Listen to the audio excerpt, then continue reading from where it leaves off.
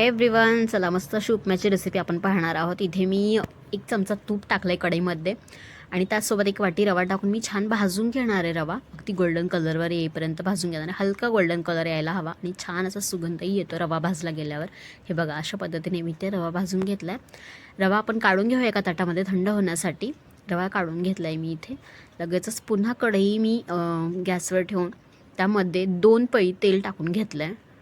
आपल्या केटलीमध्ये जी पळी असते त्या पळीने मी ते 2 पळी तेल टाकून घेतले। तेल छान गरम झाल्यावर मी अर्धा चमचा मोहरी छान तडतडली की त्यासोबत मी इथे अर्धा चमचा जिरे घालून घेणार आहे। जिरे छान फुललेत, लगेचच कढीपत्ता टाकून घ्यावा। कढीपत्त्याची 10 ते 12 पाने मी टाकून घेतली आहेत। त्यासोबत मी इथे 2 चमचे शेंगदाणे टाकून छान तळून घेणार आहे।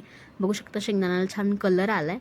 त्यासोबत मी इथे 2 ते 3 हिरव्या मिरच्या घातल्या आणि 1 मोठा साईजचा कांदा टाकून छान परतून घेणार आहे।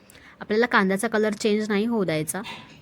छान कांदा परतला गेला की त्यासोबत मी इथे गाजरचे छोटे छोटे तुकडे करून टाकले। अगदी छान परतून घेऊया आपण हे सगळं।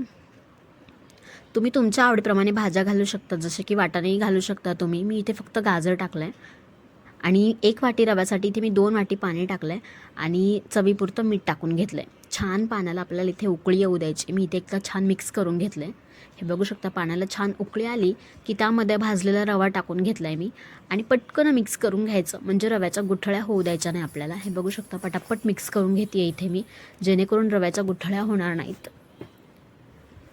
बघा किती मऊसूद असा उपमा बनला आहे। तुम्ही बघू शकता यामध्ये थोडी गुठळ्या नाही झाल्या तयार। छानपैकी मऊसूद असा आपला उपमा बनला आहे आणि सोबतच तुम्ही 1 वाटी दूध आणि 1 वाटी पाणी असंही प्रमाण घेऊ शकता। मी इथे फक्त पाणी वापरलं आहे। त्याचसोबत मी बारीक चिरलेली कोथिंबीर टाकून छान याला मिक्स करून घेतलं आहे आणि आपला उपमा बनवून तयार आहे। एकदम झटपट आणि खूप सोपी ही अशी रेसिपी मी शेअर केली आहे तुमच्यासोबत आज आणि मस्त गरम गरम असा मी उपमा इथे सर्व केला आहे। तुम्हाला माझी आजची ही रेसिपी कशी वाटली? तुम्हाला माझ्या रेसिपीज आवडत असतील तर लाईक, शेअर, कॉमेंट करा। चॅनलवर नवीन असाल तर सबस्क्राईबही नक्की करा। सबस्क्राईब केल्यावर बाजूला जे बेल आयकॉन आहे त्यावर प्रेस करायला विसरू नका, जेणेकरून तुम्हाला माझ्या व्हिडिओच्या नोटिफिकेशन्स मिळतील। पुन्हा भेटूया अशाच एका नवीन रेसिपीसोबत। तोपर्यंत बाय बाय।